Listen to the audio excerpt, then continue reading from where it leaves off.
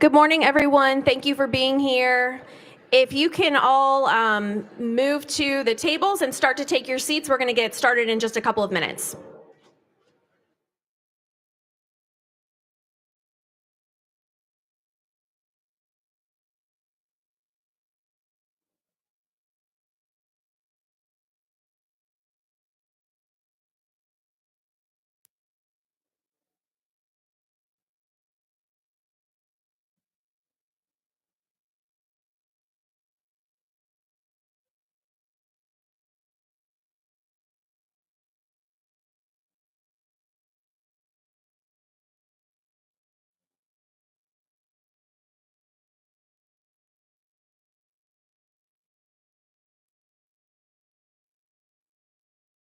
Wow, y'all did that fast.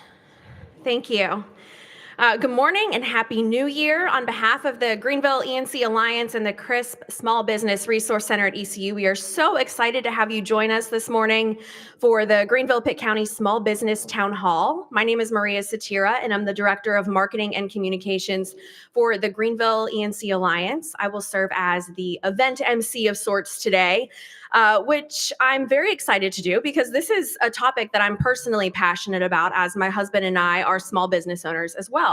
And as I'm sure many of you can relate, we are also grateful to have started our business ventures here in Greenville, Pitt County in such a supportive community, and we look forward to seeing continued growth.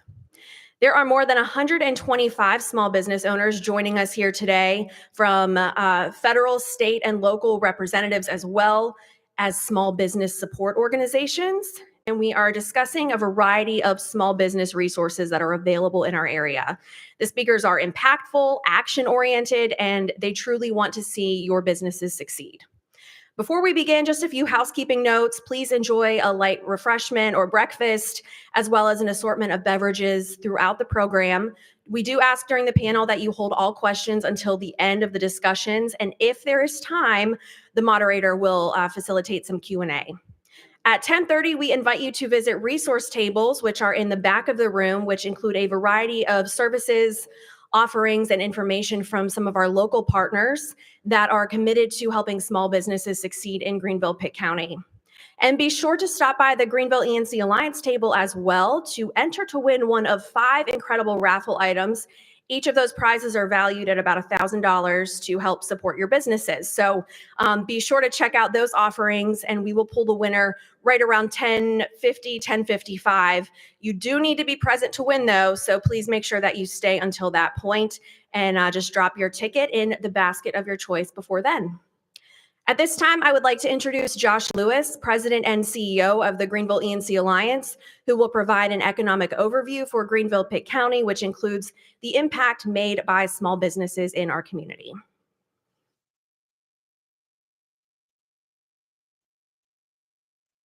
Good morning. What happened to my slides? Here we go. A lot of new faces in here. How many?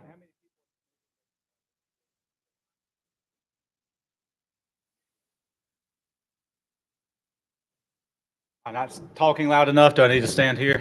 Okay. So raise your hands, folks that are familiar with what we do. Right, that's about half. That's getting better because it used to be like 2 people.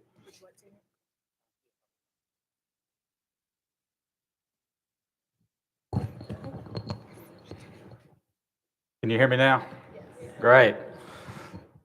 So, very excited to help pull this event together with our partners at ECU, the small business ecosystem. It's something working with Emily for a while now. We've been trying to think about how we can improve the services and access to services and the coordination and ease of access for everybody in the community that wants to access and learn about programming. And so this is a good first step. We've been working on some other stuff with websites and coordination of programs and community college and ECU and others. So again, our mission is to market and attract new businesses, primarily. Investment, job creation is the primary drivers, but we want to be a catalyst to support a vibrant business environment, which goes back to what we're trying to accomplish with the coordination of systems. So roles for the Alliance, this is kind of a busy slide, but you'll see on the top 3, product development, working with the county and city on sites and buildings. How do we bring new product to market so that we can attract the businesses needed to drive the economy? Business development, so once we have the sites and products, how do we get businesses and companies to locate on those properties so they can bring capital investment and jobs? And marketing and promotion. You might have seen a lot of activity from us in the media and news to bring exciting facts about the community, to make people aware of rankings, how well we are doing compared to other markets. Really promoting the area as a great place to live, because businesses can't locate here unless people want to be here. So all these things are interconnected. The thing that we thought we would play more of a kind of a convener support role is small business. But what we found is, I think there's an important component of what we do as the Alliance, as a public-private partnership made up of about 120 private sector investors and our local governments, to bring everybody together and bring coordination and ease of access to the system. So back in 22, we went through a strategic planning process, and we wanted to identify what economic development means for Greenville and Pitt County. And really, it's all about job growth. Like, to have population growth and vibrant businesses and vibrant downtowns, you got to have a certain amount of jobs that pay a certain wage. And so what we explored, how did we do in the past? For the last 10 years, how was our job growth compared to the market at large, but more importantly, peer communities? So we identified about 14 different small metros, MSAs, and we studied them. We learned about their commute times, their average household incomes, their quality of life, their downtowns, but ultimately their job growth. And where did we place? We placed about middle of the pack. So moving into the next 10 years, we wanted to identify exactly what we needed to do to be a top quartile performer as a metro area. Projections were not good. The projections were 0.6% job growth rate. We needed to be between 1 and 1.5%. So what does that mean to be a top quartile? What does it mean in numbers? That means that we needed to attract a lot of jobs over the next 10 years. We felt like, as the Alliance, we had an obligation in partnership with the city and county for a certain number of those jobs. Working with Kelly and the county, we understand that industrial manufacturing jobs really drive job growth in other sectors. So we felt like, okay, well, if the Alliance, in partnership with the city and county, can attract 3,000 manufacturing jobs paying a certain wage, then they have multipliers. So that will induce growth in other sectors. So important questions. What are the factors that fuel a healthy environment for small business development and growth? The short answer is demand. So how many folks here are in the service sector? Okay, a little bit higher. Everything's blending together. Food and beverage. Anything illicit? Okay. No matter what market you're in, you have to have demand for your product. So other question, what fuels demand, especially for small businesses in the service sector, food and beverage? What fuels that? People. Well, I guess you got to have, that is number one, actually. I'm sorry, I messed this slide up. It's the amount of wealth in the economy and the rate at which that money is circulated and exchanged. But money doesn't circulate and exchange unless you have people. So that's actually the right answer, whoever said people. So the primary sources of the supply are the incomes generated by jobs and business expenditures. That is the simple math. That is a simple formula for what drives small business development. So I'm going to run through these. Fortunately for you, they only gave me like 10 minutes. So that's always good for you folks. But we're going to put out a report next week, an economic performance report. I'm going to run through some of the slides, but overall the message is clear. Population growth in Greenville and Pitt County. When I say Greenville MSA, just everybody know that's Pitt County. That's just the data geeky term. Household incomes are rising. We in Pitt County are the 12th largest economy in North Carolina, despite being only the 16th, between 16th and 17th largest county by population. That means we're all punching above our weight, for lack of a better term. You can see the steep growth. Even accounting for national inflation rates, we're still growing at a pretty strong clip over the last 5 years. We've closed the gap. This might be a little, I'm not sure if you guys can see it, but we were lagging behind our peer communities in North Carolina and the United States as far as job growth rates. We've closed the gap over the last 4 or 5 years. Consumer spending, which is the most important thing for a lot of folks in this room, is increasing. We're right in between North Carolina and our peer average for consumer spending per capita. You see the increases. We're following the trends and actually doing a lot better than our peer communities in a lot of ways. These are the categories. Most of the categories are pointing upward. So if you break it down, and some of this stuff we'll put out next week, so don't feel like you need to absorb all of it on the slide. Retail sales. This was the most exciting to me. Yeah, we're talking about $1 billion in growth in retail sales over the last 4 or 5 years. Billion, B. A lot of money. Retail sales per capita, similar trend. Visitor spending. Where's Andrew? There he is. He likes this slide. As everybody knows, you'll see the sharp decrease. Nothing anybody did wrong in the community. Everybody knows what year that was when the world kind of shut down. Businesses were impacted. But since then, pretty steep incline. And then a breakdown of the categories of which these expenditures from visitors are happening. Okay, so the main message I want to share with everyone today is it's a great time to be in business in Pitt County and Greenville. It's a great time to be investing, to be strategizing over the next product or how do we take market share because the market is growing. There's plenty of opportunities out there. You need to study your segments, understand what's going on, what the undercurrents of what's going on within each individual business sector. So with that, I'm going to turn it over to the professionals to talk about all the services that can help you get there. But in the near term, good luck to you. And if we can be of any assistance, feel free to reach out.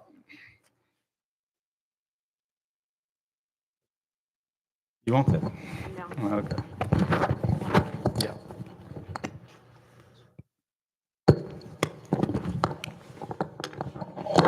I'm going to cut this off. Well, as you can see, small businesses are essential to our community growth. So thank you for all that you all do for Greenville, Pitt County. So let's dive into the resources available to small businesses, including access to capital, government contracting, and local support. Dr. Emily Yeager, Interim Director for the CRISP Small Business Resource Center, will moderate this next panel. So please join me in welcoming Dr. Yeager and panelists, Alan Thomas with SBA Regional Administrator for our area, Janice Gallagher, Pitt County Manager, and Michael Cowan, City of Greenville Manager.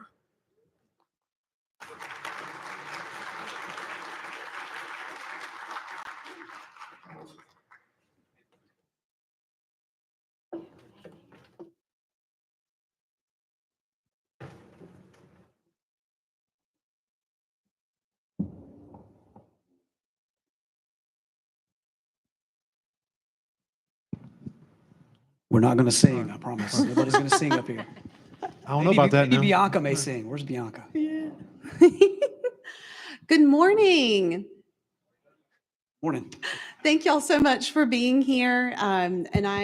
This is really an awesome opportunity. Just from Josh's presentation, I feel super inspired. I feel really proud to be a resident of Pitt County. And so today's panel, the first one that you're here, by the way, I'm not checking my phone. This is where my questions are, is we want to share with you what is happening at the federal and local level to be able to support small business growth here in Pitt County. And so to start our panel, I'd like for each one of our panelists to introduce yourselves, who you are, your organization that you represent, and anything else you want to share. So I'll start here. Well, good morning. My name is Michael Cowan, City Manager for the City of Greenville. And I have been in this position for a little bit more than a year, but I've been with the City of Greenville for approximately 10 years. And primarily starting out in the area of financial management. And when you talk about small business growth and development, finance is a major part of it, would we not say? So I am pleased to be able to share some of the great things that we are doing here with the City of Greenville with concerns to our future development of small businesses. and the efforts that we are taking to help foster that type of environment within Pitt County and Greenville, to the point that as of about a couple of years ago, we see the growth of small business as such an important priority and a mission for our community that we created a new department called Neighborhood and Business Services. That way we could have a direct focus on small business growth. And what I'm glad to do is to be able to share some of the great things. We've helped over 60 small businesses over the last year and a half, and through an investment of over about $500,000 as a part of that. And something that we will continue to grow. And I look forward to talking more about what those programs are. Thank you. Well, thank you. Alan? Well, good morning. Good to see everyone here on this nice crispy morning here in Greenville. Great to see so many familiar faces. And my name is Alan Thomas. I'm the regional administrator with the U.S. Small Business Administration. And I cover from the state of Kentucky to Mississippi to Florida. And working, I did 130 events last year across the Southeast U.S. I'm an outside dog, as y'all know. And just spent a lot of time. If I haven't seen you at the football game or haven't seen you at Sup Dogs, because I've been on a plane going somewhere working with small businesses. And quite frankly, my role is as an advocate, working with all the federal agencies, not just one, the $780 billion federal budget, making sure that 23% of that federal contracting goes to small businesses, making sure that you have access to capital to start, to grow, to extend, and being a conveyor and a convener across the entire Southeast. We did $8 billion in lending just in my region last year. And we counseled, oh my goodness, 100,000, 120,000 people with free resources on how to launch. And it's been quite an adventure. When I started, we were all wearing masks. Y'all remember that? Getting on a plane with only 2 people on the plane. And it's been, other than being mayor of this city and being the father of my 3 kids and having a wonderful wife, this has been the honor of my life, the opportunity to do this with SBA. Wow. Awesome. Janice? Yes, good morning, everyone. Janice Gallagher, Pitt County's manager. I have been with Pitt County for a good number of years now, starting out in the legal department as assistant county attorney, and about 24 years in that realm, helping primarily all of our county departments and particularly economic development for a number of years, crafting incentive agreements for both large and small companies, and now parlaying that experience into my role as manager. So Pitt County takes pride in being a leader in the state and best in the East. We recognize that small business is the lifeblood of our community. We take it not for granted. We appreciate it. And we as a county government have defined roles and responsibilities set by the General Assembly. But first and foremost, as it comes to small business, we are not here as your county to duplicate or to complicate. We are here to support small business in any way that we can. And so I'm excited to talk to you a little bit this morning about the programs that we have to offer, particularly our Technology Enterprise Center, and some of the things on the horizon. I think I'm going to steal that from you, Janice, if that's okay. You're going to notice a theme here, especially in our second panel too, that the ecosystem here has been really intentionally developed to not complicate or duplicate, but to really work in synergy together. I love that. So Alan, if you wouldn't mind setting the stage for us, as you mentioned, you have been participating in these town halls all across the Southeast, including right down the road in Kinston back in November. And so, what does the SBA hope to accomplish with these town halls? Like, what do you want people to take away from this event? Well, I mean, I think the key here, and what I hope, I mean, I've done about 20 of these across the Southeast, and it was, as a former mayor, I came up with a concept, and now we're doing it across the whole country we kind of call it mayoral or community town halls. And really, we get so busy. I think the first thing I want to say is, especially as small business people and as leaders, we're drowning in information, but we're starving for knowledge, something real that you can take and utilize. What's real? I mean, the internet, there's so much content out there. You have to find trusted conveyors of information. So when I was doing this in Warner Robins, Georgia, or West Palm in Florida, or somewhere in Mississippi, or Kentucky, and across these communities, The real important thing is just understanding two things. When you walk out of the room, make sure you've met 10 people you didn't know, first of all. So it's about networking and engaging. And number two, understand that, while you're in your silo and so busy in your small business or your resource, that there is so much capital out here. You heard me mention the $8 billion in lending. Many of that small dollar lending, 150,000 or less. If you go to SBA.gov, and I hope a lot of folks will be writing some of this down. If you go to SBA.gov, there's a tremendous amount of information and real people. I have district directors and deputy directors and staff that are across all of these states that you can physically make a phone call, a human, and also these wonderful resource partners. So you have some tables in the back, you'll see. So this is the format we've done across the country, is getting the opportunity to talk about federal contracting, access to capital, training, which are free. You don't have to have an MBA. You don't have to have a business degree. You just need to have the fortitude and the passion and the drive that you want to grow, and create a business opportunity. 2/3 of net jobs in this country are small business. 40% of our economic power in this country is from small business. Why not Greenville? Why not Eastern North Carolina? The great thing about SBA is it allows you to get on the cutting edge with cybersecurity, with AI, all these other elements. Your tax dollars already pay for this. I'm as guilty of this as you are. When I lived here, I thought local, but also understand there's all these resources that you already pay for that you can have access to, and also disaster recovery. We have a massive effort right now with Hurricane Helene. I've been all over the back roads of Tennessee and Virginia and Georgia and North Carolina and South Carolina as we connect people with these resources. Over 15,000 people have gotten access to capital through SBA, small business people in the West, just in the past month and a half, that were queued up waiting for the feds to finally fund that, which they did. So we're here, I think, as a scene setter, to access to these resources that are local, state, federal, and give you the full spectrum. That if you want to grow a business or make something happen here in Eastern North Carolina, the world is open to you. And if we can be a resource in any way, there's no barriers for you. We have women's business centers, veterans business outreach, our SCORE, SCORE, our SCORE chapters, which are retired and current executives that for free will troubleshoot your business plan and help you choose between banks, lender match. You already know what the answer is going to be. It's just a matter of which bank gives you the best deal and the best opportunity. So those type of things are what we're going to talk about. We can't cover it all, but we hope to kind of tease you around how we can, have this seamless engagement between city, county, state, and local, and federal resources and private resources. So when we talk next year in 2026, I'd love for you to come up to me on the street and just say, I learned something. And we had a great opportunity that day that now I have put to work. I have a federal contract, or I've launched a business.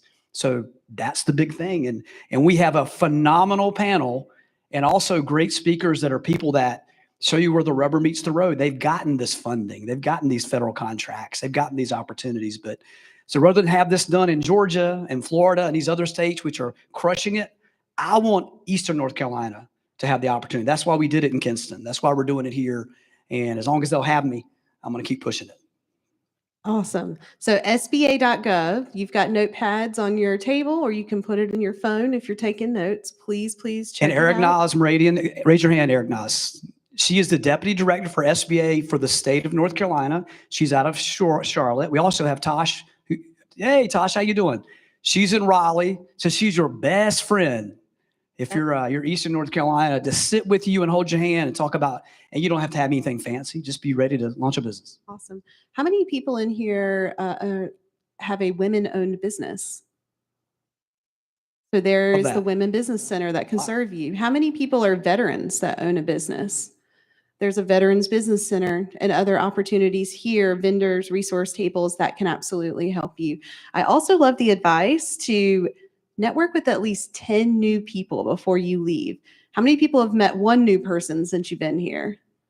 Okay, 2. Keep your hand up. We always do it. 3, 4, 5, 6, 7, Got some pros in the room. 8. Okay, so She met everybody when you came in. I thought she was at the check-in table. did That doesn't check-in. count. Okay, so 7 new people. We had Sharon, and then who else had their hand raised at 7? Someone else said, "What's your name?" Edwin. I know you, Edwin. Great to see you. Come see me at the back table. I have something for you. But congratulations on meeting new people. I encourage you, by the time you leave our networking session today, let's bump up your numbers as much as you can. Hang on, let me get back into my questions here. So, Michael, I have a question for you. I love that you were already sort of introducing us to some of the resources that the city offers for local entrepreneurs. Can you dive a little bit deeper and tell us about the Neighborhood and Business Services Office and what does that $500,000 investment returned for y'all? So, good question. If you go back in time over the last few years, I think a lot of the programs that have been spawned by the city was created by COVID. And I agree. I think we've all said it that the backbone of our economy are small businesses. But at the same time, small businesses were the most impacted by COVID. And so when we saw the impact that was occurring, we started to look at what kind of programs we could create to help not only benefit during that time frame, but that we could continue to carry forward as a city to help generate more development of small businesses. One was a small business assistance grant. This is a grant that allows small businesses, both new and existing, to help assist in investing in their capital. You all know that when you're a small business, one of the largest investments you can have is in capital equipment, the equipment that you need to run your business. What we did was we established a grant process where applicants could apply up to $50,000 on a match basis that would help them be able to afford not only for new businesses and startups with the capital need to bring their business to fruition, but also existing businesses that wanted to expand their operations. And I'm proud to say that we have assisted over 11 businesses over the last year and a half to the tunes of approximately $460,000 that we've assisted with those small businesses. We also have a technical assistance program where we provide through Monday Solutions Group technical assistance to businesses. It's a 12-month program in the areas of risk management, marketing, and statutory compliance. There's no doubt that you're running a business, you're starting a business, you know your business. You know how to create a quality product or to sell a quality service, but you might not know how to market that product or that service. I'd like to say that I coined my own statement. I don't think I stole it from anybody, but I've always said is how can you expect to sell a great product if no one knows it's great? So our goal is to help assist small businesses in marketing their business, also in the areas of resource management, human resources, payroll and benefits, and all the technical requirements that come along with workers' comp. These are things that you get into the weeds and you find out that running a business is a lot more than just selling a product. So through the Money Solutions Group, we have provided assistance to over 10 businesses at a tune of over $50,000. And talk about social media presence. We also have a match and market program that over a several month process, we try to hook small businesses up with students that are in the know with social media. And I'm not one of those, okay? Let me just say. But I know we have a lot of smart students here at ECU, don't we? Well, greatest students in the world. We have a lot of great marketing majors. We have a lot of great IT majors that know the ins and outs of social media. Well, what we've done through this program is try to hook our students up, paying them a stipend and them allow them to make money at the same time to help assist businesses in that area of marketing on social media. The best one, just one way to try to get your message out. Then also at the same time, we provide monthly courses in historically underutilized business certification for our minority and women-owned businesses so that they can be better prepared to be able to access governmental contracts at the local level. And then also, before I go in this direction, I do want to keep this positive, okay? but we have a lot of construction going on downtown, unless you didn't know that. All right. So with Dickinson Avenue and the Bill Grant, which is going to be just beautiful. But several months ago, and I have to credit our council member, Matt Scully, for this idea about coming up with a loan program. We call it a resiliency program. That is a $10,000 loan to our small businesses within the downtown area that may be impacted by the construction going on. And it is a 3-year loan at 0% interest up to $10,000 to help bridge that gap during a tough time that we may be having in the downtown area. And let me just say, it's going to be absolutely awesome. But nonetheless, these are all programs that we have accentuated over the last year and a half. And I can't say enough credit to our council for giving us the direction to be able to move forward in support of our small businesses, but also the staff and the staff effort, where we've really made it a mission, our strategic goal, to be able to prioritize this and being able to outreach. And it's in all these programs, if you look at what I've just said, it's a palette of programs. It's based off of what the need of the business is at the time within their business life cycle. So we continue to look forward to being able to get our message out. And that's why I thank ECU and the ENC Alliance, because one of our greatest challenges in city government is messaging. I would say that is our most difficult challenge as a city, with a city of 100,000, just getting our message out. We're doing a lot of great things. So we look at opportunities like this to be able to help let you know as a small business how we can be of assistance. Awesome. How many people have ever participated in any technical assistance for your small business?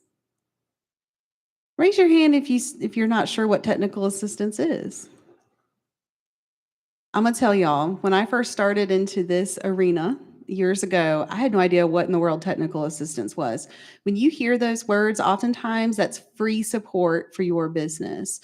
So in our next panel, we're gonna have organizations with each one of the entities here in Pitt County and in Greenville that offer the specific type of support that Michael is talking about. Oftentimes these are programs, multi-week programs. They're free. They're targeted at the specific things that we think you need support for developing your business. So I'll say the word again, free. Oftentimes. So as you look at these resource partners at the back of the room, or when you're looking at your schedule here, check out their websites, because you're going to find out about the initiatives that they have going on that you can sign up for free. And last but not least, Janice, I'd love to turn to you. We're talking about things that are happening in Greenville. But I'm curious, who in the room is a Pitt County business owner that's not in Greenville? Okay, we have a few folks in the room. Welcome, so excited. And so Janice, they want to hear from you. What are the programs and services that Pitt County can offer local small businesses that differ from the city of Greenville, or that anyone can access in the county? Certainly. And so all of our 10 municipalities are all part of Pitt County, and we embrace each and every person, whether or not they're in the rural parts of the county or in the municipally incorporated parts of the county. So we are all one family and work together very closely. And I think we're doing that very well. I think the relationships that we've developed over the last few years to strengthen partnerships with the city of Greenville, the county of Pitt, the Greenville ENC Alliance, the Chamber of Commerce, the ANC East Alliance, ECU, Pitt Community College, the Small Business Association, all of our partners probably have the strongest and most cohesive relationship that I've seen in a very long time. And that benefits our small businesses, because when you talk to one of us, we can send you to the proper resources without a whole lot of rigmarole in between. But some of the things the county does separate and apart from our partners is we offer the Technology Enterprise Center.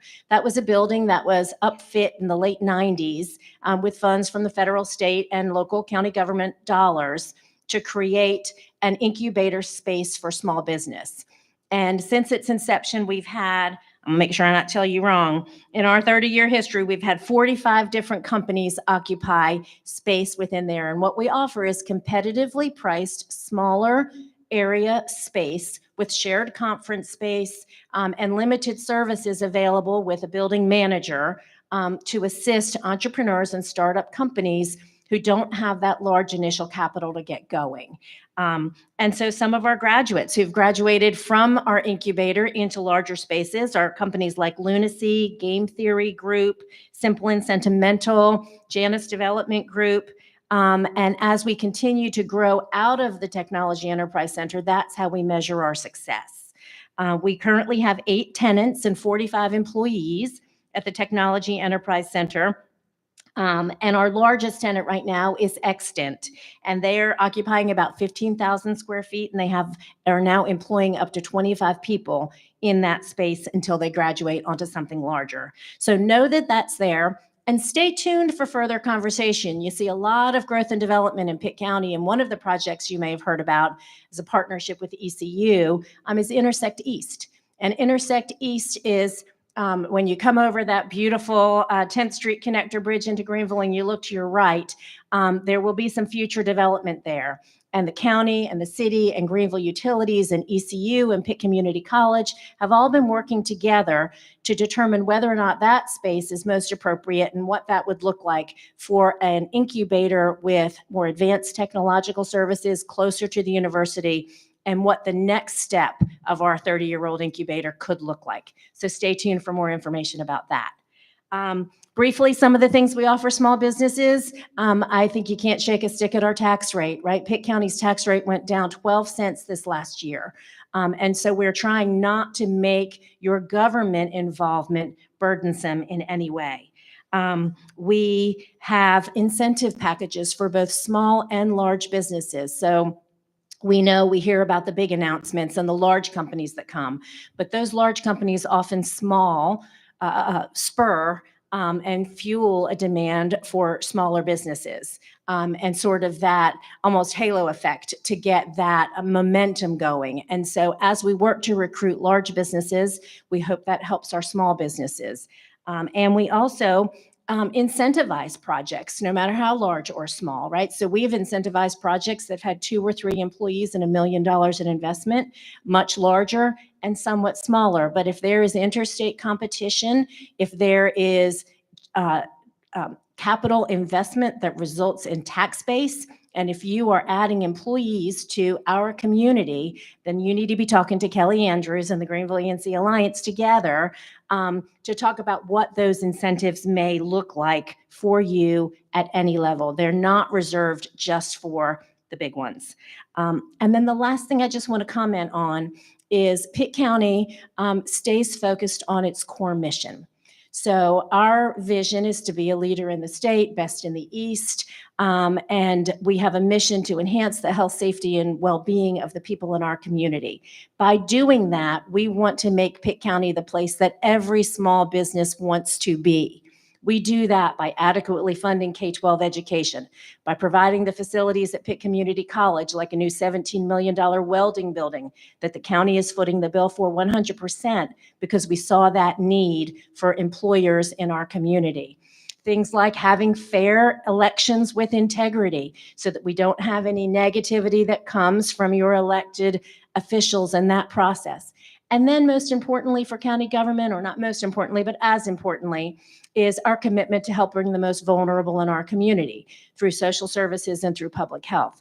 And if the county is doing a good job in all of those areas as our core mission required by the state, then we will make Pitt County the most attractive place for small business where you can come without barriers. We have rational, reasonable zoning regulations so that if you're a small business that wants to set up in the rural parts of the county, we will give you concierge service from your zoning compliance to your building inspections if you're going to grow into a building.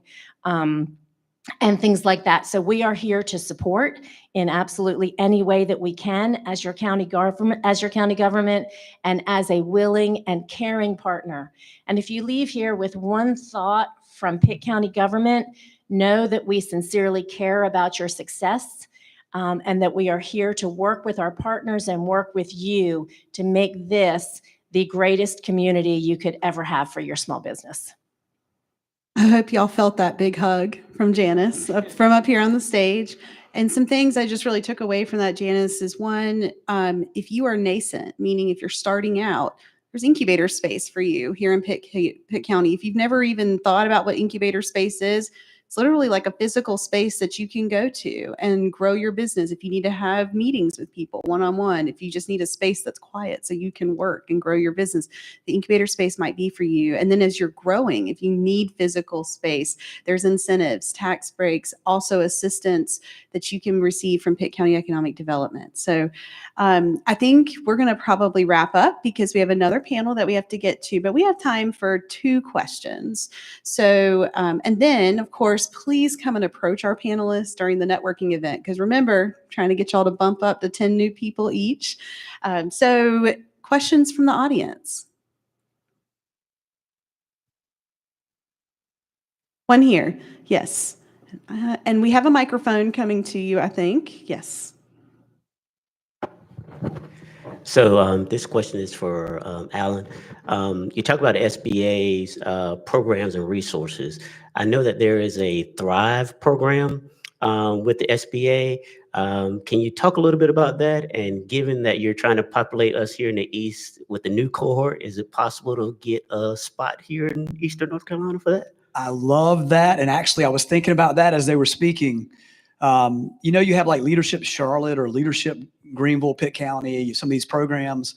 Well, SBA has a national program called Thrive, which basically takes small business, and we take nominees from any level of executive or someone within a business that a company wants to have them go through.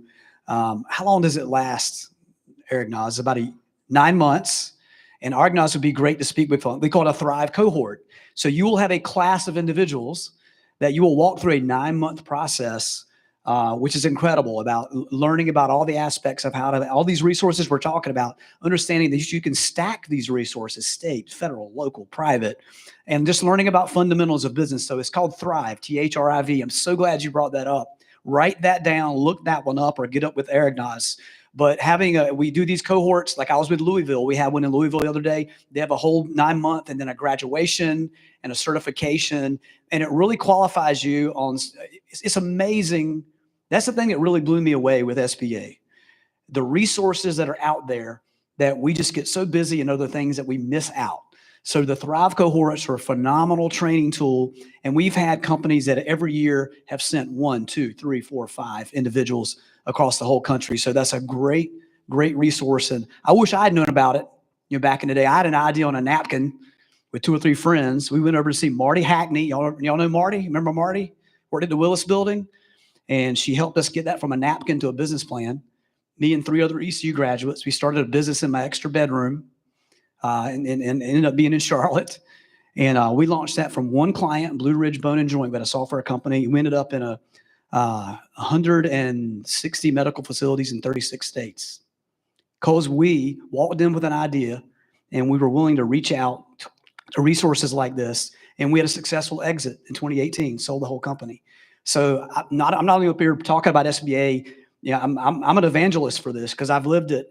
I believe in it. When I was VP over with Fly Exclusive, the jet company over at the Global Transport, when COVID hit, and we had 80 jets parked, Lord knows where across the world, and things were shut down. And the PPP program, that was SBA.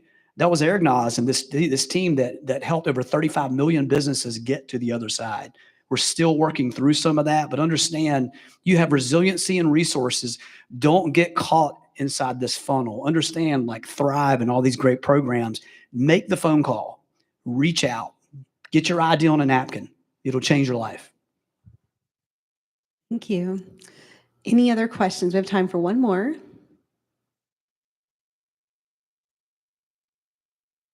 Yes, we have a question in the back of the room. We have a microphone coming for you.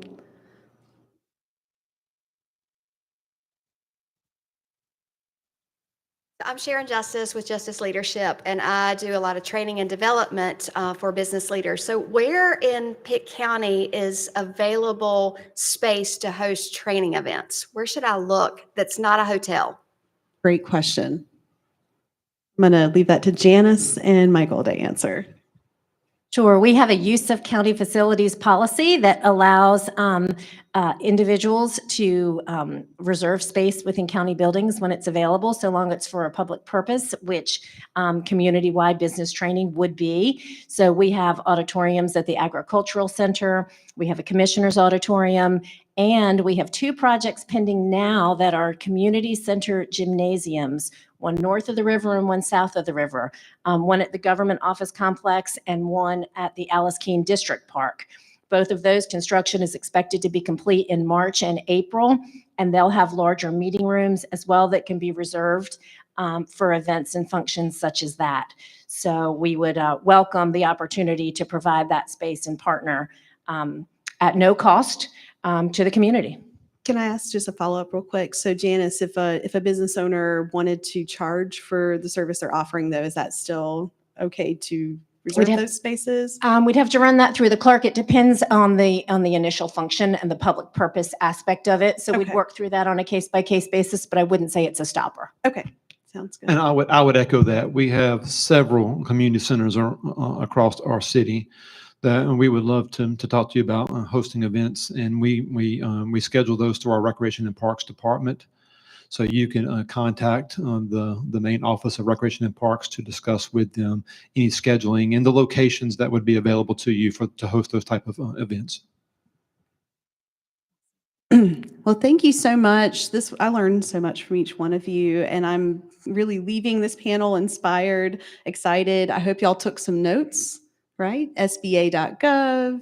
Think about Pitt County Economic Development, the county manager. Think about City of Greenville. Check out these websites, and our resource partners that are about to come on stage, they're going to dive a little bit deeper into what exactly these programs can offer you here in the county. Do you have one thing you wanted to say? One thing real quick. I want to give out my phone number, and I get in trouble for doing this, but I've done it all over wherever in the Southeast. My phone number is area code 252-902 9021. Again, 252-902-9021. Don't leave a voicemail, but text me. And sometimes it's not easy to raise your hand in these venues. And I still get texts from Mississippi and all over the place. I give it out everywhere I go. And I will be a free agent after January 20th. My role is a presidential, so it moves on beyond that. But I will always be a resource to connect you wherever you are, whether it's in North Carolina or wherever.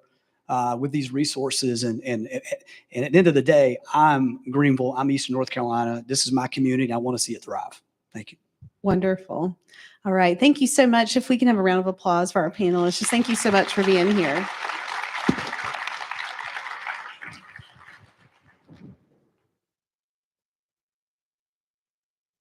Thank you all so much for your insights on small business and the support available. Alan, if you can wait right here for a second. I would now like to introduce Argnez Moradian, who is the SBA Deputy District Director.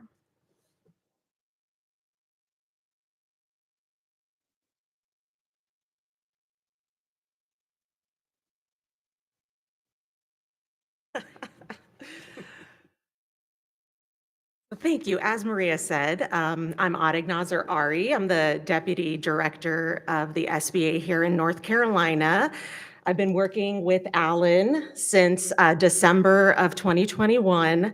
And as you all know, Alan Thomas is currently the Regional Administrator of our Southeast region, covering all 8 states here.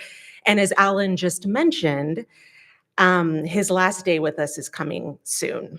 So I wanted you to know that you've got some of your team on the live stream today. So wave, no.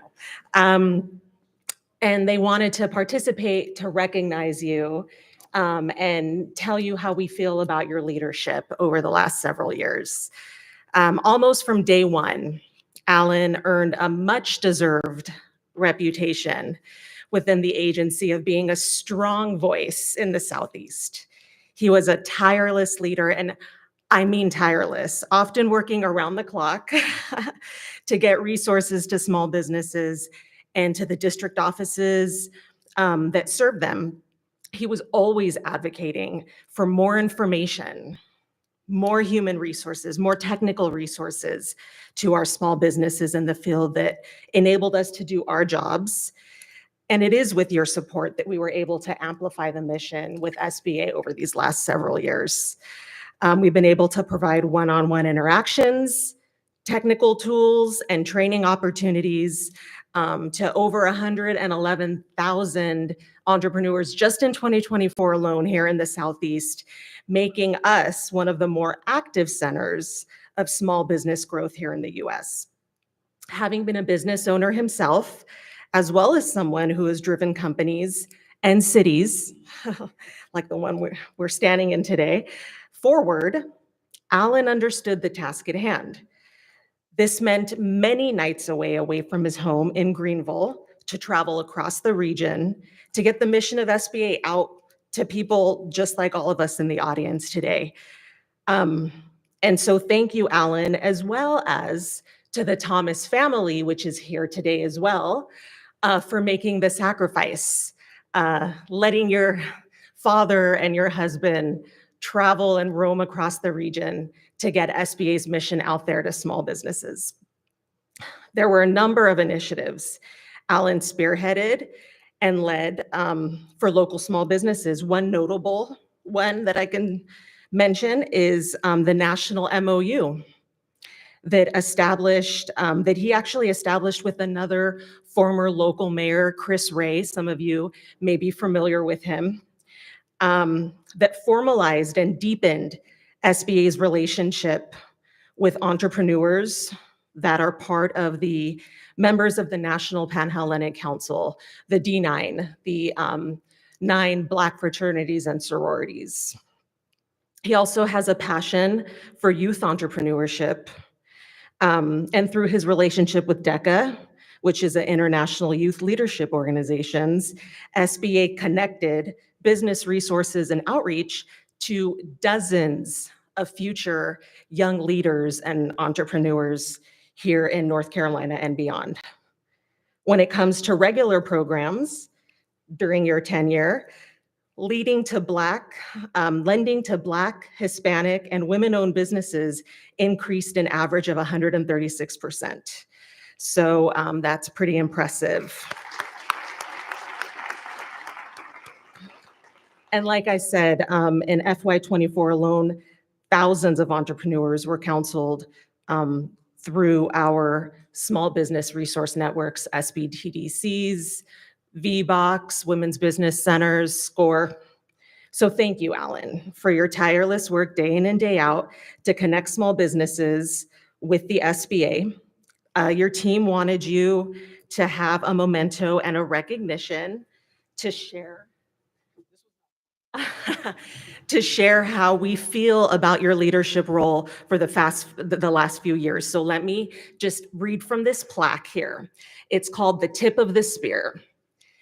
In early history, man learned to shape and sharpen stone to make weapons. Ultimately, he fashioned a spear tip. The tip of the spear was the business end, deftly fulfilling the purpose of the weapon. Man, being inventive, discovered that if he lashed the tip to a shaft, it gave balance, heft, and leverage. Now it could be thrown or thrust, allowing the common soldier to extend his reach and cut through obstructions. For many years, the spear was the primary weapon for foot soldiers and horse-mounted cavalry alike. Later, when the gunpowder made spears obsolete, the shaft was shortened and it was used as a ceremonial badge of office, rank, honor, or authority, like a field marshal's baton. And as such, it was presented to special people as a special commemorative keepsake. In that context, it is presented to special people who have helped cut through obstructions and extend SBA's reach to small businesses. And we present it as a badge of honor. Thank you for your significant contributions as regional administrator on behalf of the more than 8 million small businesses in the Southeast region.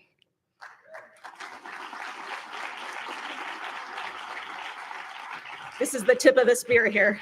So here you go, Alan. First hug.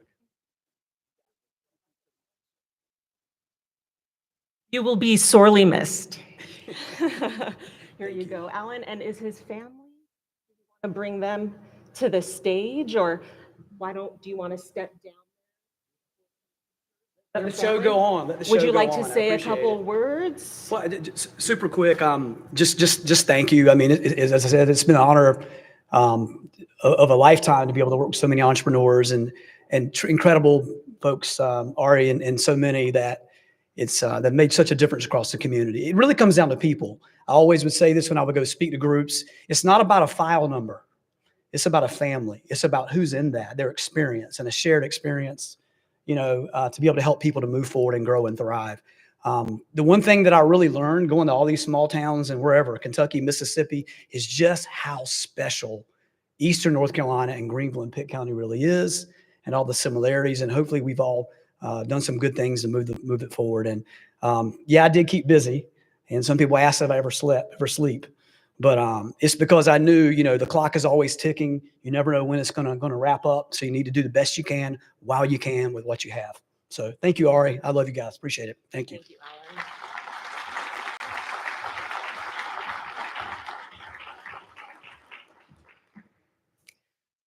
All right, so let us bring up the panel. Let's have Mr. Jerry, Tiana, Tyler, Susan, and Reggie come on up.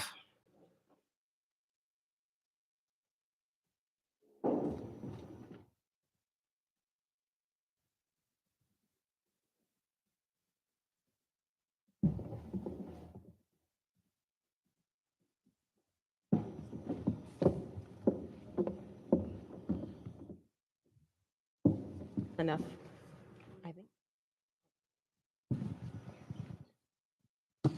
Okay, so let's continue on with the theme of small business.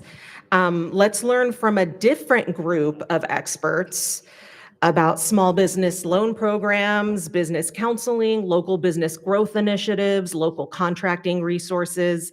So first off, real quick, like 30, 45 seconds each, I would like each panel member to briefly introduce themselves, your name, your role, and what organization you are with. Let's start with Jerry.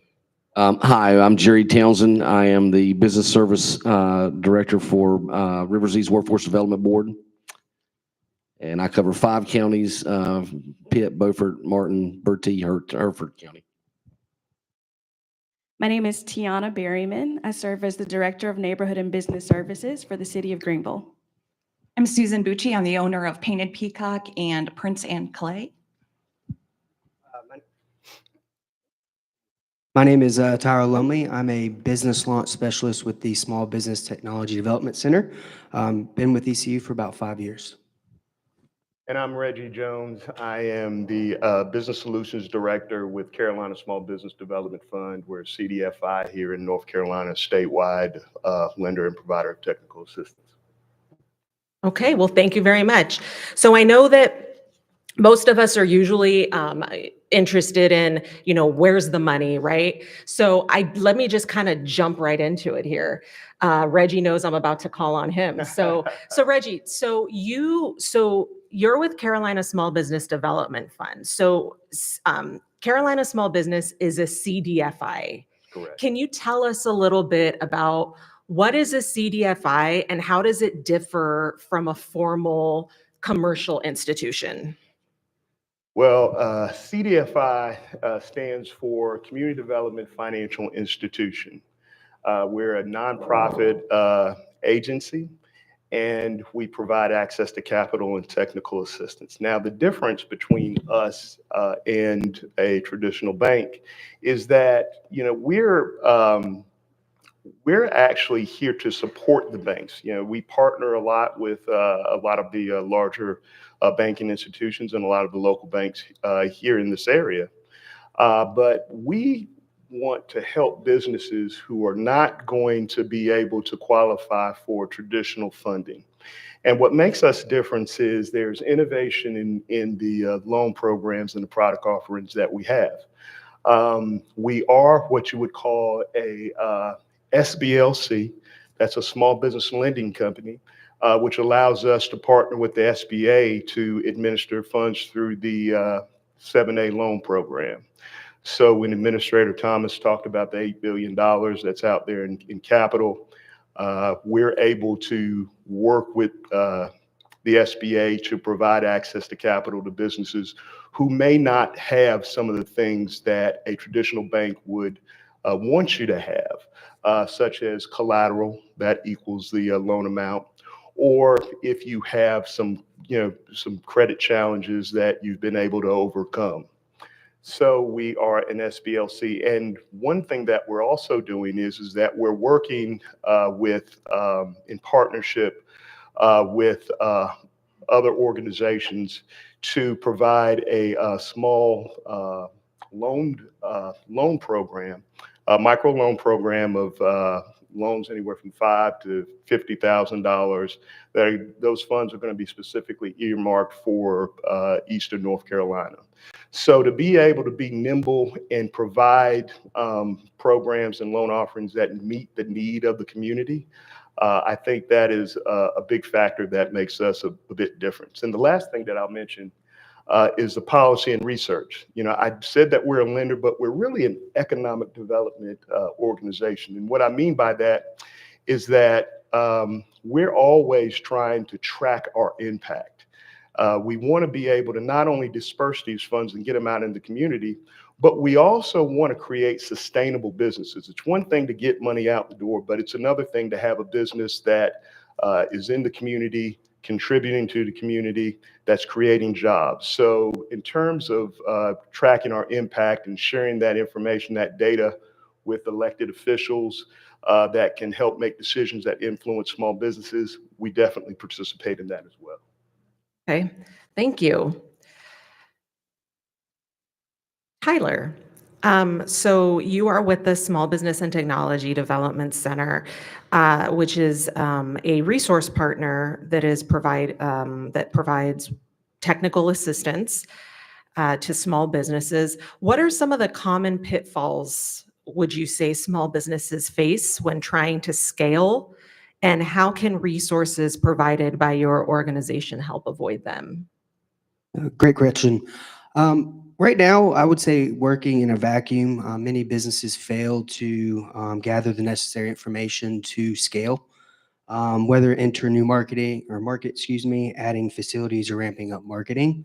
Our organization provides guidance, market research, and expertise to support these decisions. Inadequate funding also is a contributing factor as well. Scaling often brings cash flow issues, delays in revenue collection, and inefficiencies. So we work with them to develop strategic planning on cash flow, making sure everything looks good. They can handle the expansion that they're looking to do. Talent acquisition is another one. Trying to find the right people to scale correctly has been an issue as well. And then losing focus on core strengths. What made them successful early on, they tend to lose that ability as they look to expand. So we try to work with them to continue the vision and mission when they started the business. Very good. Yeah, that's a lot. So there's a lot of areas to kind of watch out for as you scale. And like I said, SBTDC is just one of the many organizations, as well as organizations in the back there that are exhibiting today that can help you with those things. Another one of them is actually on the stage today, Jerry. So Jerry Townsend, who's the business development specialist with the Rivers East Workforce. So your organization can help kind of enhance and support this scaling. Tell us a little bit about that. So one of the things that with small businesses that they fail to realize is talking about strategic planning, not only from the financial side, but from the employee engagement side. Do you have the right people in the right place? Do you have the training or the vision, not only for today, what you need today, but what you need 5 years from now to be successful? So one of the things that we utilize when I meet with small businesses is to help them identify those pitfalls, so to speak, give them avenues of different approach, but also more importantly, provide them training dollars to educate, train their employees for that next level position, whether it be from soft skills, leadership. If you can dream it, if you can think it, then I can pay for it, and we can plan an action to get there. The core aspect of it is to establish that foundation to where you see yourself where you want to be in that strategic vision, and then backward plan to get there. So if we want you to be over here and this is where your core goal is, I want to, increase my employees from 5 to 10 in the next 5 years. So what is our backward, as we call it in the military, I'm retired Army, is a horse blanket. It's a training plan of how to get there, your time hacks. And more importantly, identifying those areas and the partnerships and the resources that you need to have to get to that next time hack. So this, again, it's just a great opportunity, but being able to sit down with these small businesses. Kevin, where are you at? I've got a small business that we actually did business with here. Kevin Carter, he is a great individual that we were able to identify some training needs that his business needed from marketing and organizational side.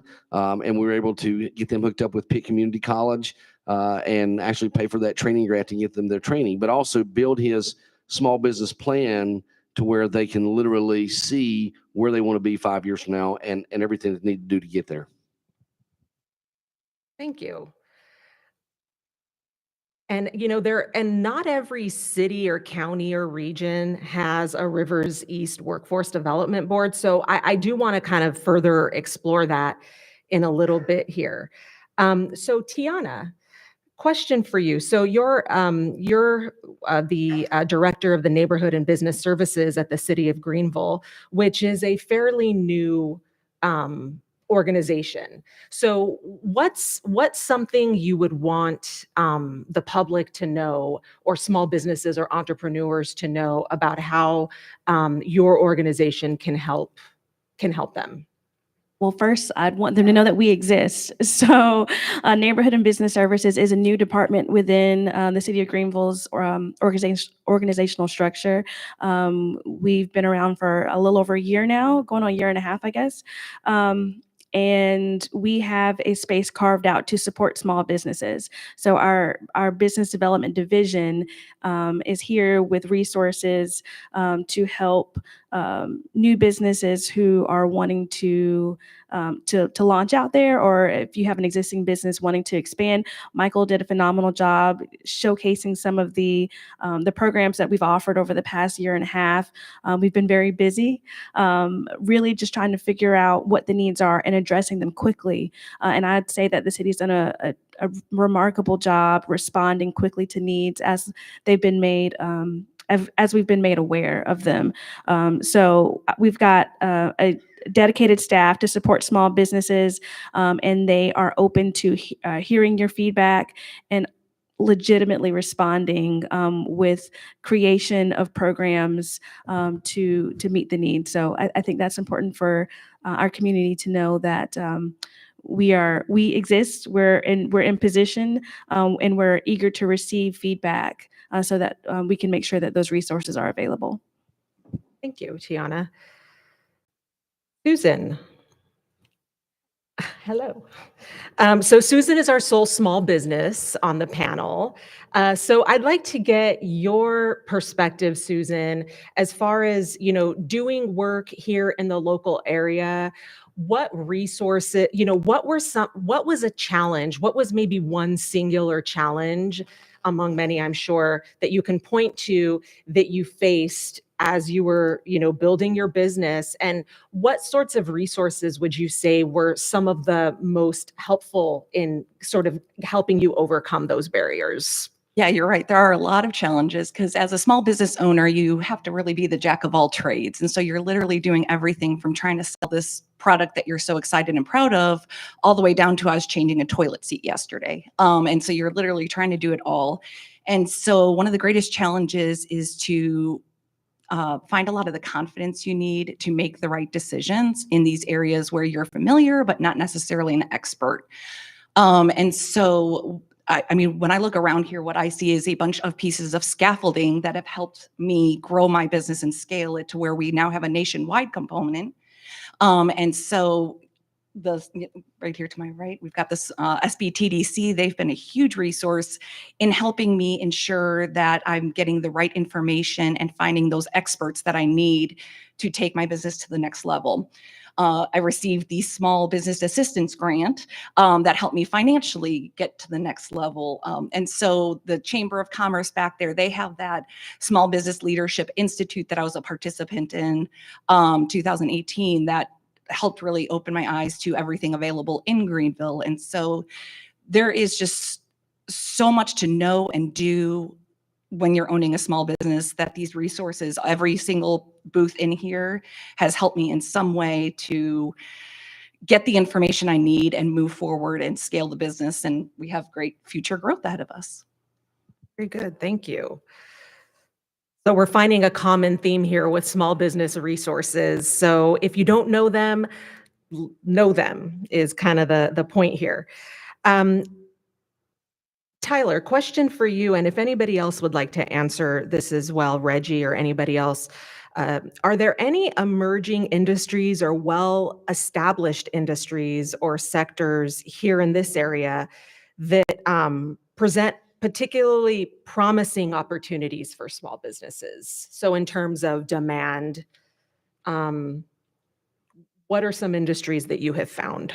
Well, I'll speak on the startup side first. I've been dealing with a lot of home healthcare nurses looking to expand some of the things they can do.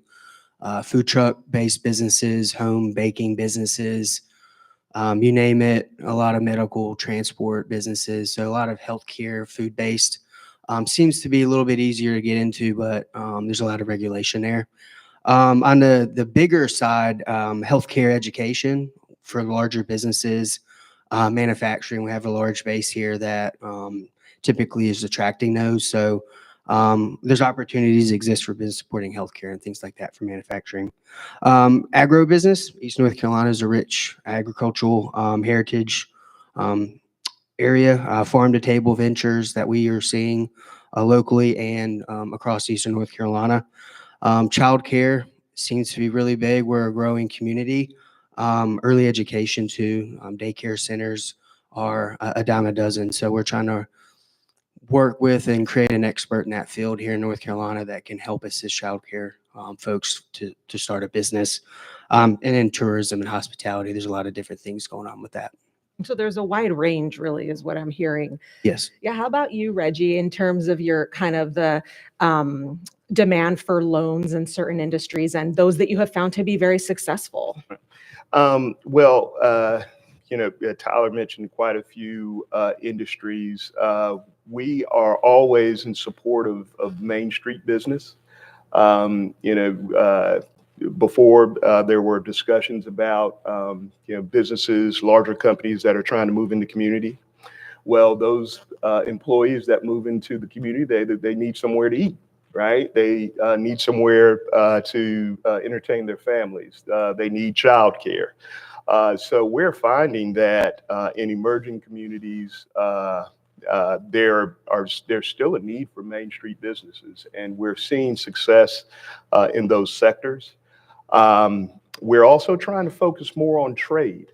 We're the plumbers, the electricians, and providing curated technical assistance to help those types of business owners who are great at what they do handle the back office support functions such as HR, choosing the right tax strategies. We're always trying to provide additional resources to those sectors to make sure that they're successful and to make sure that they're sustainable. One of the industries that have seen an increase in our area is industrial supply and logistics. Small businesses, because there's so many GSA available contracts out there with all of our military installations, ranging from Norfolk all the way down to Camp Lejeune, Fort Liberty now, not Fort Bragg. But those small industries out there that are just small mom and pop starting out with warehouse supply and logistics and awarding those GSA contracts is a big plus for our area. So let's talk a little bit about those GS, so General Services Administration, federal agency, and federal contracts. Jerry, so do you have folks approaching you about that? Because federal contracting is another stream of income essentially, and the federal government always pays. And so tell me a little bit about what are some suggestions you have for businesses that are looking to expand? A lot of I do get questions about that. It is not really necessarily in my forte, but I do have some experience with it. I'd really direct them to the SBAs, because that is a perfect avenue to get the resources and the knowledge base that you need to apply for these GSA contracts. And go to gsa.gov, and that'll just walk you through the procurement process, how you obtain things. Also, it's a pipeline. You'll know exactly where you're at with regards to what you're bidding on, but you'll be able to see everything that's out there, what's available within your local region, or even nationwide. So it's just those two entities are probably what I refer to small businesses to go to, is the SBA and their website and the gsa.gov. Thank you. So following that stream of contracting, Tiana, so the City of Greenville Minority and Women's Business Enterprise Program, the MWBE, is a joint venture between Greenville and Greenville Utilities, provides the opportunity for small businesses to bid on construction, professional services, personal services, and it has a voluntary goals program. What are some of the fundamental, feel free to tell us more about that program, and what are some of the fundamental attributes shared by the small businesses that are successful in obtaining and keeping contracts in that initiative? I would say, well, first, our program, well, as a local government, we're bound by state and federal laws that are going to dictate or help ensure fairness, but also require a certain level of capacity when working with the government. But there are certain traits that I would that kind of stand out for successful businesses when it comes to securing contracts and then also maintaining relationship with the city. They tend to be attention to detail. So ensuring that you are responding to the full scope of service, the scope of work that's being outlined for RFP postings and similar.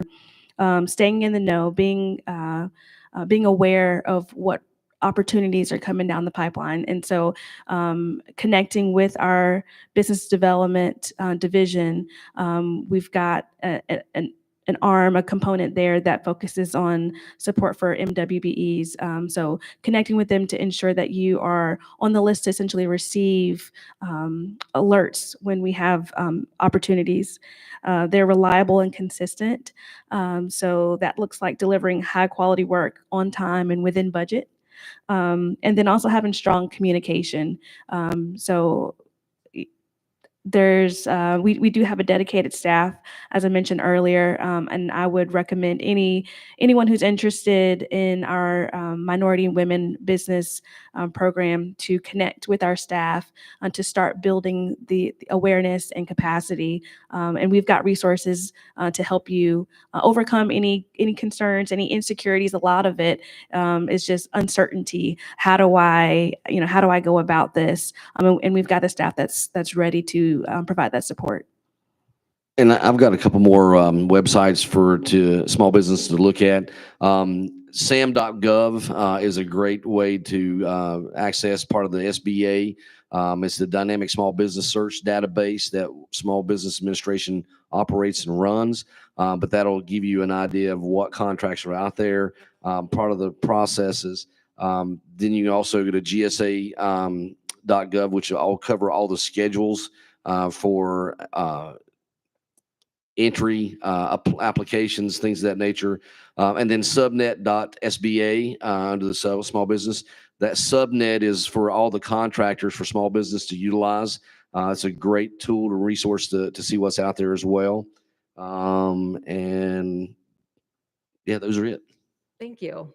Thank you, Jerry. Okay, so, and thank you as well, Tiana, for some information about that particular program. So I'm going to ask a couple more questions to the panel members, and then I'm going to open up a couple questions to the audience. Susan, so obviously you're a small business owner. So I know that you have faced some challenges. You talked a little bit about those. What's one thing that maybe you didn't expect as a small business owner going into it that maybe some other businesses that are maybe feel like they're struggling a little bit can relate to? Just the amount of background work that there is in running a business. It's not just the fun part of getting to make the product or sell the product that you want. There's a lot of legal, and as you start growing, you've got to worry about making sure, safety and compliance and all these, every aspect from financially working with different credit card companies to physical safety. There's just so many avenues to be looking at and watching all the time that you don't know what you don't even know getting into small business. And so again, the resources that are available are vital in helping you determine what you need to do to stay safe and compliant and keep going forward and growing as a business. Mhm. And the resources that are on the stage today, so they're not going to make the business decisions for you, right?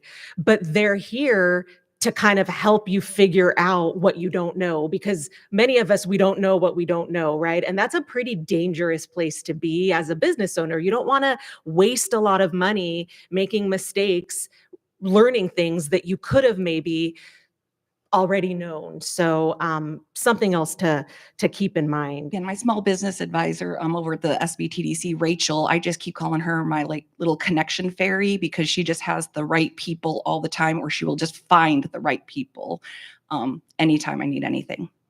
Thank you. One last question before I open up to a couple questions from the audience. Reggie, so again, people are always interested in access to capital. How would a business owner start that process of applying for a loan or obtaining small business support if they've never done it before? Absolutely. Well, the great thing about the entrepreneur ecosystem, that exists here, which is very, very strong, is that there's no wrong door when it comes to entry. All of us are interested in the success of your business and identifying, again, what it is that you don't know, and sending you to the correct resource. In terms of access to capital, I've got my colleague, Bryant Kennedy, back there, who's our business solutions officer that covers our particular area. The first thing that we do is we start with what's called a business solutions request. And that is an appointment where you would sit down with Brian and you would take about 30 minutes just to talk about your business and to talk about what it is that you're trying to accomplish, what your goals are, and really try to understand what your business is. Because one thing about accessing capital, you don't want to take the approach as, going into an institution and them taking your order. Again, there's a lot of things that you may not know. So you always want to be able to take advantage of, professionals that can provide that guidance and provide that support, and maybe talk to you about things that you may not be thinking about, based on other businesses that they've worked with, based on what they know about the industry. So always take the time to set an appointment to get to make a connection and to speak with that lender and learn about, what it is to access capital, because it's not the same thing as going in to get a car loan. It's not the same thing as going even to get a mortgage. It's a unique process. So that's what I would suggest first. In terms of the financials, have your financials together. Balance sheets, profit and loss, statement of cash flows. Those are three very important financial documents that you should, if you don't know, you should get with your bookkeeper or your accountant to get familiar with those documents. If you're not familiar with those documents, we could help you as well. Tax returns, getting those documents together, personal financial statements, just understanding your overall financial health, not only from a business perspective, but personally. You want to make sure that you have your ducks in a row. And then, and just sit down and just like you're sitting down with a doctor, tell Bryant everything. He wants to know it. Thank you.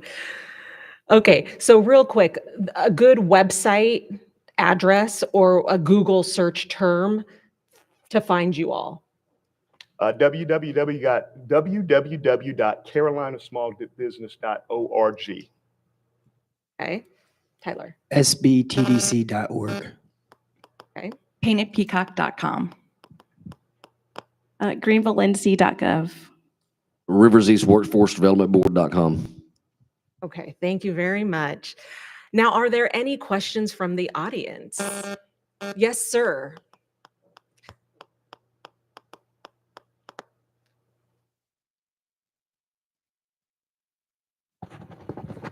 Good morning, everybody. I'm Chris. I'm the small business professional for Marine Corps Installations East. Hey, historically underutilized business zones. One of the main reasons I'm here, that's one target that my office didn't make for this year. Greenville is a historically underutilized business zone. So please take a look and see what we require. These Marine Corps bases or military installations are really no different than a city. So if you think about the supplies and services the city needs, that's the same thing we need. And I appreciate a gentleman talking about system for award management. That's how you're eligible for Department of Defense contracts. I know that wasn't a question, that was a shameless plug, but my question is for my business, my SBA certifications. I know women-owned small business certifications were taking a very long time a while back. How are we doing now as far as getting women-owned small business applications through?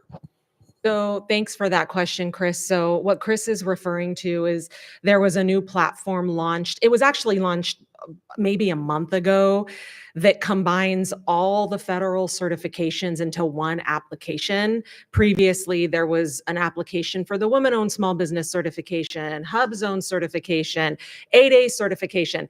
So my honest answer is at this point, because it hasn't been open long enough, we can't really say what the processing time is, but the focus and goal of creating one portal to apply was to also streamline the questions that would be asked, and hopefully as part of the singular platform, the streamlining of questions, the one-time request for documents, that would reduce the number of days or months it takes to process an application. But you are right, the women-owned program, especially for a variety of reasons, just was taking way too long to process. So thank you for that. Any other questions? Yes, sir.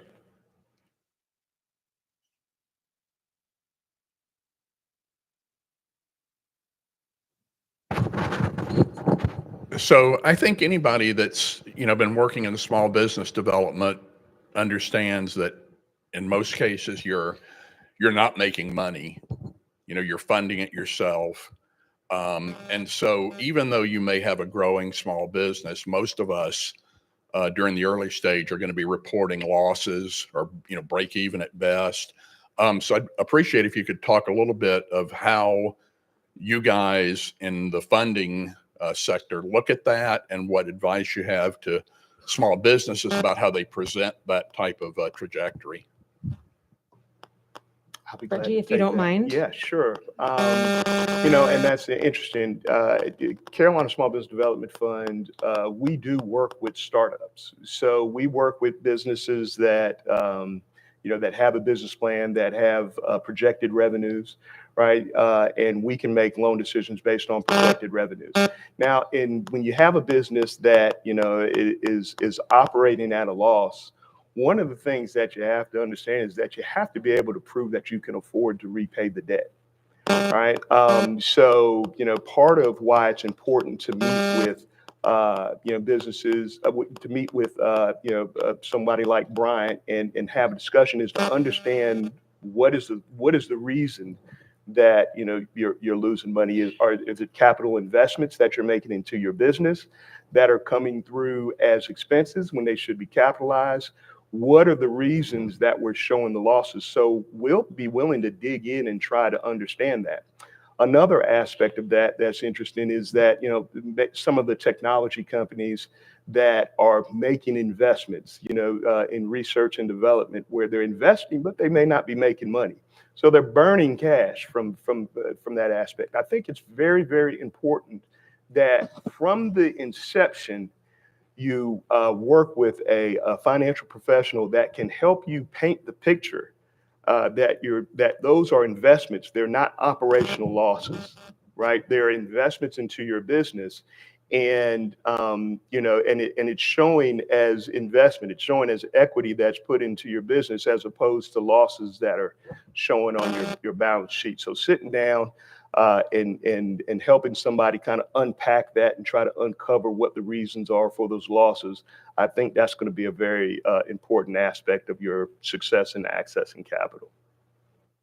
One of the things that I sit down and work with small businesses on is their training dollars themselves.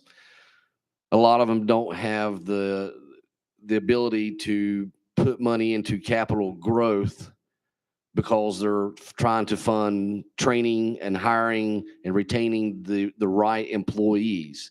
So utilizing the grants that I have available to you, I take care of the training dollars for you. So that takes that burden off. I help identify the training and skills gaps that your employees lack. And then we build that plan of action and then pay for that. So you can really take the funding that you're going to put there and put it back into your capital growth side of the house, whether that be in marketing, research and development, whatever you're looking to do. So a lot of those things that are out there that a lot of small businesses don't realize, but especially from the historically underutilized business side of the house, that is our target audience. We're really looking at those small businesses of 25 or less employees. Just this past year alone, we awarded over $325,000 worth of training grants to small businesses for 63 companies, trained over 250 employees. So looking at your strategic planning from a capital growth side of the house, look at what training dollars you are currently spending to hire, advertise, and try to retain employees, and then look at what that money could be pushed over to your capital growth side of the house.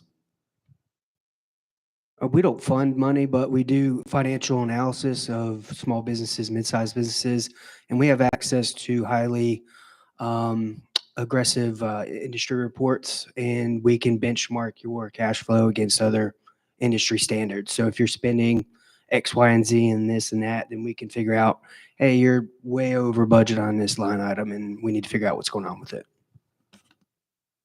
Thank you. Well, this has been informative. We're about at time right now. I want to thank sincerely all the panel members today. Thank you for participating, sharing time, information, and resources with the audience today. So you'll all be here until the end of the event. So if you've got questions, feel free to approach them or the other tables in the back. And let's give a round of applause to the panel members. Thank you.